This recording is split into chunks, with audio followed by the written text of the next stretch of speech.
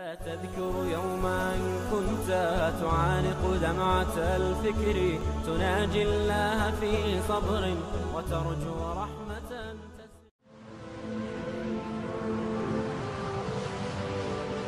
حضرت عمر رضی اللہ تعالیٰ عنہ جب ایمان لائے تو آپ نے ایک ایک کافر کے گھر کے دروازے پہ کھڑے ہو کے کہا کہ تم کمزوروں کو مارتے تھے، میں تمہیں بتانے آیا ہوں میں محمد عربی کا نوکر بن گیا۔ بلکہ آپ نے اعلان کیا جس نے اپنی بیوی کو بیوہ اور بچوں کو یتیم کروانا ہو اور اپنے ماں باپ کی کمر کو جھکانا ہو وہ عمر کے مقابلے میں آئے۔ اللہ اکبر۔ زنیرہ نامی ایک خاتون تھی، بہت کمزور۔ راوی کہتا ہے کہ اس کی ہڈیوں میں گودا نہیں تھا، عشق رسول تھا، اور اس کا ظالم آقا اس کو مارتا ہے، اور جب مار مار کے تھک جاتا ہے ادھر سے عمر آ رہے ہیں، یہ اسلام لانے کی پہلے کی کہانی ہے، ادھر سے عمر آ رہے ہیں تو اس نے کہا عمر تم جوان آدمی ہو تو یہ چھوڑتی نہیں ہے اپنے نبی کا نام، ذرا تم آؤ۔ عمر کوڑا پکڑ لیتے اسے مارتے مارتے تھک جاتے ہیں تو پانی پینے لگتے ہیں، تو کہتے ہیں مجھے تیرے پہ ترس نہیں آیا لیکن میں ذرا پانی پینے لگا ہوں، اور پھر گلے کے اندر ڈال کر کے کوڑا اور اس کی رسی کو بل دیتے ہیں اور اس کی آنکھیں باہر نکل آتی ہیں اور کہتے ہیں بلا اپنے نبی کو جو تیری آنکھوں کی بینائی واپس کرے۔ اللہ اکبر۔ تو اس نے آسمان کی طرف منہ کر کے کہا مالک میں کبھی بھی آنکھوں کی بینائی نہ مانگتی لیکن اب تیرے نبی کی عزت کا سوال ہے۔ آنکھوں کی بینائی واپس ہو جاتی ہے۔ زنیرہ کو بڑا مارا، آج عمر گلیوں میں آنکھوں میں آنسو ہیں اور عجیب دل بے تاب ہے، اور کہتے ہیں آؤ بھئی میں حضور کا غلام بن گیا ہوں، تمہیں بتانے آیا ہوں۔ زنیرہ نے موڑ کاٹا تو آگے عمر یہ آواز دے رہے تھے۔ زنیرہ ایک کونے پہ کھڑے ہو کے رو کے کہتی ہے عمر تم تو بڑے اس دن جوش و غضب میں تھے اور تم مارتے ہوئے تھکتے نہیں تھے۔ تو عمر نے کہا زنیرہ اس دن میں نے دیکھا نہیں تھا، اب میں محمد عربی کو دیکھ آیا ہوں۔ جنہ ویکھیا نہیں ہو کرن گلاں، جنہ ویکھیا نہیں ہو کرن گلاں، جنہ ویکھیا ہو تے بول دے جڑے محرم راز حقیقت دے اور راز حقیقت کھول دے۔ تو حضرت عمر رضی اللہ تعالیٰ عنہ ایمان لائے۔ حضرت عبداللہ ابن مسعود رضی اللہ تعالیٰ عنہ فرماتے ہیں کہ حضرت عمر کا ایمان لانا مسلمانوں کے لیے عزت کا سبب تھا، ان کا ہجرت کرنا مسلمانوں کی نصرت تھی اور ان کی خلافت مسلمانوں کے لیے رحمت تھی۔ حضرت عمر رضی اللہ تعالیٰ عنہ وہ ہیں کہ میرے حضور نے فرمایا لوگوں جب نیک لوگوں کا ذکر کرو تو میرے عمر کا تذکرہ ضرور کیا کرو۔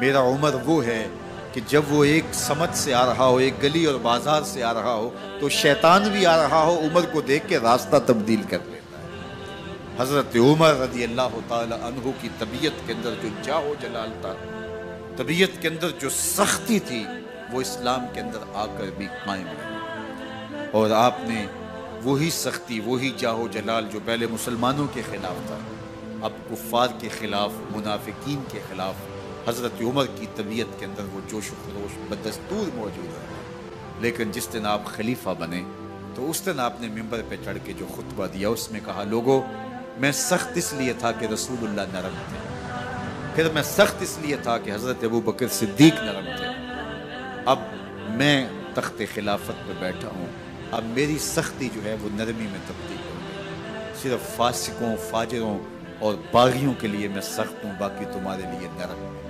سب سے کم جو تنخواہ بیت المال سے اگر کسی وجود نے لی ہے تو وہ حضرت عمر رضی اللہ تعالیٰ عنہ نے صرف 2 جوڑے لیتے تھے سال میں، اور راوی کہتا ہے کہ میں نے دیکھا ہے کہ اس میں بھی 17 پیوند لگے ہوتے تھے۔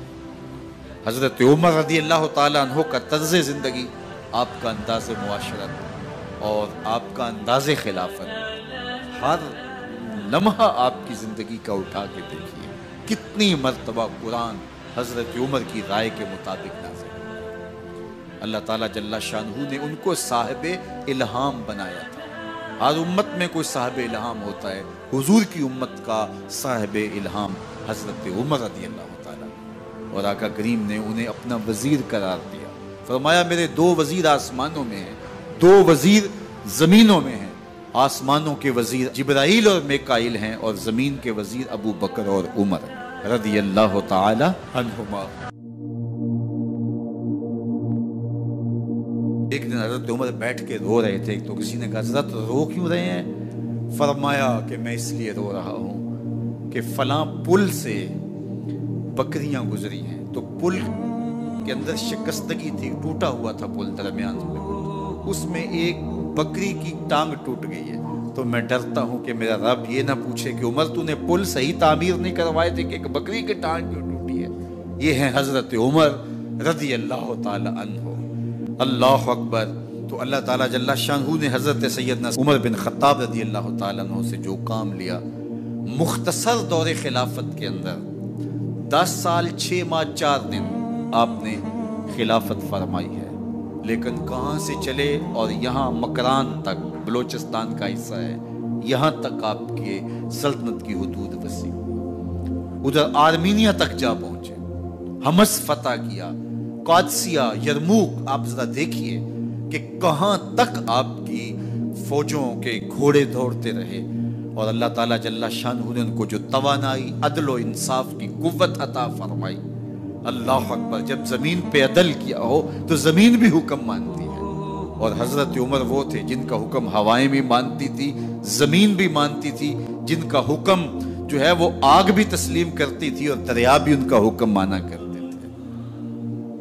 مصر کے اندر یہ رسمیں بد جاری تھی کہ سال کے بعد ایک دوشیزہ کو زیورات پہنا کے اچھے لباس میں ملبوس کر کے دریا کی بھیڑ چڑھایا جاتا، اس کی قربانی دی جاتی، اس کا خون بہتا تو دریا چلتا۔ جب مسلمانوں نے مصر فتح کیا تو گورنر نے لکھا کہ اسلام تو اس طرح کی رسوم کی اجازت نہیں دیتا، لیکن خشک سالی ہے، لوگوں کی فصلیں ویران پڑی ہے، تو حضرت کیا کیا جائے؟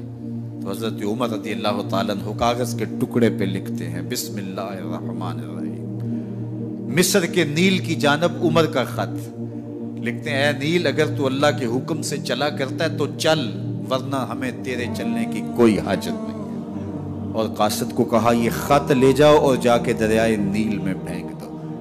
قاصد جا کے خط دریائے نیل میں پھینک دیتا ہے، پانی آتا ہے، ایسا دریائے نیل چلا، 14 صدیاں ہوئی ہیں آج تک کبھی بند ہی نہیں ہوا۔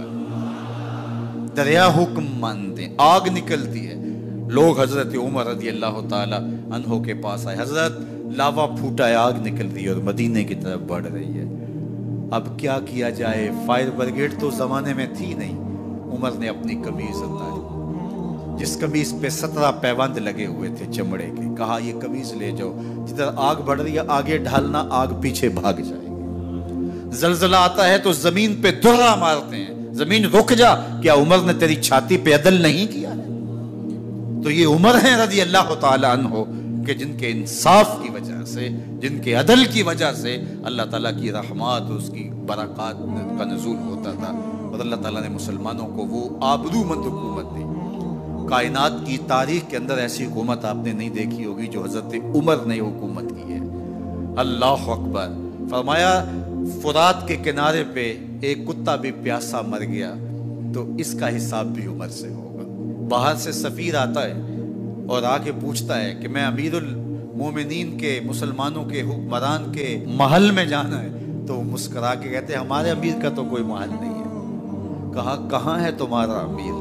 کہا مسجد نبوی میں ہوگا یا بیت المال کی اونٹوں کی دیکھ بھال میں لگا ہوگا۔ وہ جب گئے تو مسجد میں نہیں ہے، اللہ اکبر، وہاں گئے تو وہاں بھی نہیں ہے۔ پھر کیا دیکھتے ہیں کہ عمر رضی اللہ تعالی عنہ جنت البقیع کے پاس ایک درخت کے نیچے اینٹ کا سرانہ رکھ کے سوئے ہوئے، تو اس نے کہا عمر تو نے عدل کیا ہے، تجھے کچی اینٹ پہ بھی نیند آ گئی، ہمارے حکمرانوں نے انصاف نہیں کیا، اور وہ بند اور محفوظ کمروں کے اندر بھی سکون اور چین کی نیند نہیں سو سکتے۔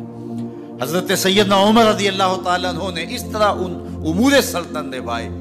آپ دن کو لوگوں کی دیکھ بھالی کرتے، لوگوں کی ضروریات سنتے سمجھتے، اور جب رات پڑتی لوگ سو جاتے، عمر مدینے کی گلیوں میں پہرا دیتے۔ کائنات نے کوئی ایسا بھی حکمران دیکھا ہوگا؟ اللہ اکبر۔ وہ مجاہد جو مختلف محاذات پہ گئے ہوئے ہوتے، ان کے گھروں کی دیکھ بھالی کرتے، ان کی ضروریات کا خیال رکھتے، ان کی آبرو کا پہرا دیتے۔ راتوں کی تنہائیوں کے اندر حضرت عمر اٹھتے اور جا کے گشت کرتے، چکر لگاتے، دیکھتے کوئی آنکھ پر نم نہ ہو، مفلسی کا کسی گھر میں ماتم نہ ہو۔